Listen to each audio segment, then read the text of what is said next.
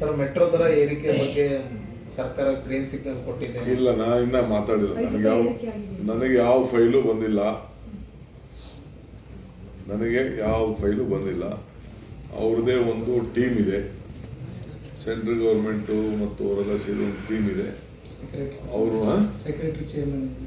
Secretary chairman ಇದ್ದಾರೆ, central government secretary. ಅವರು ತೀರ್ಮಾನ ಮಾಡಿದ್ದಾರೆ. ನನ್ನ ಗಮನಕ್ಕೆ ಬಂದಿಲ್ಲ. ನಾನು ಟಿವಿಲಿ ನೋಡಿದೆ.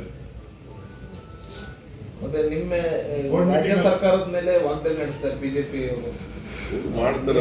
ಅವ್ರ ಮೇಲೆ ಮಾಡೋಕೈತಿದ್ದ? ಅವ್ರ ಚೇರ್ಮನ್ಗೆ ಅವ್ರು ಹೇಳ್ಬೇಕು, ಅವ್ರ ಚೇರ್ಮನ್ ಅವ್ರ ಮಿನಿಸ್ಟ್ರಿಗೆ ಅವ್ರು ಹೇಳ್ಬೇಕು. ಒಂದು ಸ್ಪಷ್ಟತೆ ಸಿಗ್ಲಿಲ್ಲ ಸರ್. ರಾಜ್ಯ ಸರ್ಕಾರ ರಾಜ್ಯ ಮಾಡುತ್ತೋ ಸೆಂಟ್ರಲ್ ಅವ್ರು ಮಾಡ್ತಾರೆ, ಇಲ್ಲ ಇಬ್ರು ಸೇರ್ ಮಾಡ್ತಾರೆ. ನಾನು ಹೇಳ್ತಾ ಇದ್ದೀನಿ ಕೇಳಿ, ನಮ್ಮವರೆಗೂ ಬರೋದಿಲ್ಲ. ಅದಕ್ಕೊಂದು ಆಟೋಮೆಟಿಕ್ ಒಂದು ಕಂಪ್ನಿ ಇದೆ, ಇದಿದೆ, ಲೆಕ್ಕಾಚಾರ ಇದೆ. ಅವರು ಸೆಂಟ್ರಲ್ ಗೌರ್ಮೆಂಟ್ ಅವರೇ ಅದಕ್ಕೆ ಚೇರ್ಮನ್. ಇದು ಸ್ಟೇಟ್ ಅವರು ಇರ್ತಾರಲ್ಲ ಸರ್, 4 ಜನ ಸ್ಟೇಟ್ ಅವರು ಇರ್ತಾರೆ. ಅದರಲ್ಲಿ ಡಿಸಿಷನ್ ಎಲ್ಲ ತೆಗೆದುಕೊಳ್ಳೋರು ಅವರೇ. ಬೋರ್ಡ್ ಅಲ್ಲಿ 4 ಜನ ಟೀಮರು ಇರ್ತಾರೆ, ಅವರು ಇರ್ತಾರೆ, ನಿಮ್ಮ ಆಫೀಸರು ಇರ್ತಾರಲ್ಲ ಸರ್, ಅವರೇ ತೀರ್ಮಾನ ಮಾಡ್ತಾರೆ. ಇಲ್ಲ, ಅವ್ರು ಹೇಳ್ತಾರೆ ಸರ್, ತೇಜಸ್ವಿ ಮತ್ತೆ ಪಿ.ಸಿ. ಮೋಹನ್ ಹೇಳ್ತಾರೆ, ಸ್ಟೇಟ್ ಗೌರ್ಮೆಂಟ್ ಮನಸ್ಸು ಮಾಡಿದ್ರೆ ಕಮಿಟಿ ಮೆಂಬರ್ ಬದಲಾವಣೆ ಮಾಡಿಕೊಂಡು ಟ್ಯಾರಿಫ್ನ ವೆರಿಫೈ ಮಾಡ್ಕೊಳ್ಳೋಕ್ಕೆ ಬದಲಾವಣೆ ಅಲ್ಲೋಗಿ ಪರ್ಮಿಷನ್ ಕೊಡಿಸ್ಲಿ.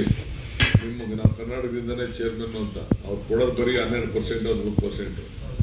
ಚೇರ್ಮನ್ ಅವರು ಆಗಿದ್ದಾರೆ. ಹಿಂದೆ ಏನೋ ಅಗ್ರಿಮೆಂಟ್ ಸೈನ್ ಮಾಡ್ತಿದ್ರು. ಈಗ ನಮಗೆ ಪರ್ಮಿಷನ್ ಕೊಡಲಿ, ಎಲ್ಲ ರೋಲ್ಔಟ್ ಮಾಡೋಣ. ಸರ್, ದರ ಏರಿಕೆಗೆ ರಾಜ್ಯ ಸರ್ಕಾರ ಒಪ್ಪಿಗೆ ಇಲ್ಲ. ನಮಗೆ ಸಂಬಂಧ, ನಮ್ಮ ಹತ್ರ ಚರ್ಚೆನೇ ಮಾಡಿಲ್ಲ. ಇಲ್ಲ, ನಾನು CM ಹತ್ರ ಚರ್ಚೆ ಮಾಡ್ತಿದ್ದೆ.